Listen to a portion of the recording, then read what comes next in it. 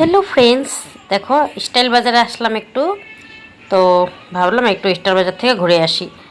তো এখন তো অনেক কালেকশন এসেছে, তাই না? তো পুজোর কালেকশন, পুজোর বাজার করতে আসি নাই, কিন্তু পুজোর বাজার করব না, এমনিতেই আসলাম।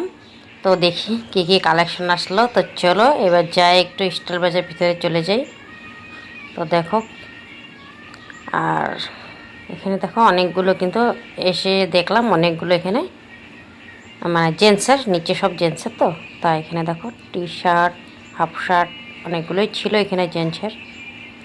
তারপরে এদিকেও দেখো খুব সুন্দর সুন্দর কালেকশনগুলো ছিল, অনেক কালেকশন এনেছে। দেখি নতুন নতুন কালেকশন, সেটাই দেখতে আসলাম। দেখি তো কী কী নতুন কালেকশন আনলো।